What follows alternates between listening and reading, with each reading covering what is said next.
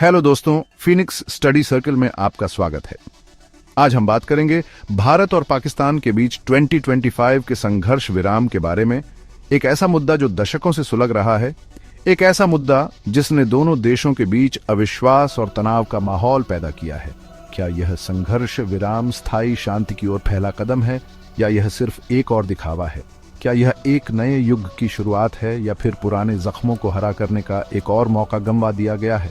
हम इस संघर्ष विराम के पीछे के कारणों, इसके निहितार्थों और इसके भविष्य की संभावनाओं पर गौर करेंगे।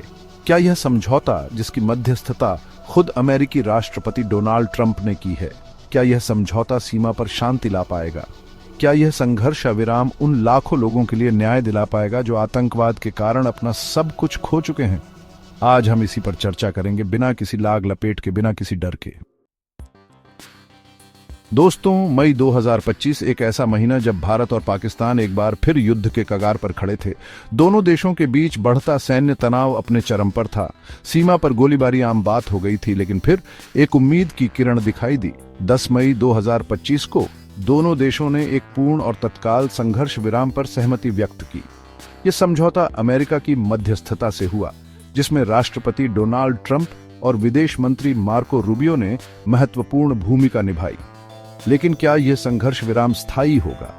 क्या यह उस तनाव को कम कर पाएगा जो दशकों से दोनों देशों को अपनी चपेट में लिए हुए हैं? इस संघर्ष विराम को समझने के लिए हमें उस पृष्ठभूमि को समझना होगा जिसने इसे जन्म दिया। 23 अप्रैल 2025 जम्मू कश्मीर का पहलगाम, एक खूबसूरत पर्यटन स्थल जहां आतंकवादियों ने एक बार फिर अपनी कायराना हरकत को अंजाम दिया। 25 निर्दोष हिंदू पर्यटक, एक ईसाई पर्यटक और एक स्थानीय मुस्लिम, अर्थात 27 जिंदगियां आतंक की भेंट चढ़ गईं। इस हमले की जिम्मेदारी ली द रेजिस्टेंस फ्रंट TRF ने, जो लश्कर-ए-तैयबा से जुड़ा एक आतंकी संगठन है। यह घटना कोई अकेली घटना नहीं थी। यह तो उस नापाक साजिश का एक हिस्सा है जो सालों से चल रही है। एक साजिश जिसका मकसद है भारत को अस्थिर करना, भारत की अखंडता को चुनौती देना। 10 मई 2025 अमेरिका की मध्यस्थता, पाकिस्तान के विदेश मंत्री इशाक डार की हामी और एक संघर्ष विराम अस्तित्व में आया। लेकिन क्या यह सिर्फ एक दिखावा है? क्या पाकिस्तान वाकई में अपनी नापाक हरकतों से बाज आएगा? क्या वह उन आतंकवादियों पर लगाम कसेगा जो उसकी सरजमी पर पल रहे हैं? क्या यह क्षेत्रीय शांति के प्रति पाकिस्तान की प्रतिबद्धता है या फिर सिर्फ दुनिया को गुमराह करने का एक और नाटक? संघर्ष विराम लागू होने के कुछ ही घंटों बाद कश्मीर क्षेत्र में विस्फोटों और ड्रोन गतिविधियों की खबरें आने लगी। भारत ने पाकिस्तान पर संघर्ष विराम के उल्लंघन का आरोप लगाया। लेकिन क्या यह कोई नई बात है? क्या पाकिस्तान पर कभी भरोसा किया जा सकता है? क्या वह कभी अपनी आदतों से बाज आएगा? दूसरी तरफ पाकिस्तान ने इन आरोपों से इनकार किया और भारत पर आक्रामकता का आरोप लगाया। सच क्या है? क्या हम कभी सच जान पाएंगे?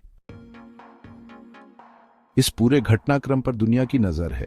संयुक्त राष्ट्र, यूरोपीय संघ, बांग्लादेश, कतर, तुर्की और यूनाइटेड किंगडम सहित कई देशों ने इस संघर्ष विराम का स्वागत किया है। लेकिन क्या यह सिर्फ दिखावे की शांति है? क्या यह सिर्फ बातों का खेल है? क्या दुनिया पाकिस्तान के झूठे वादों में एक बार फिर फंस गई है?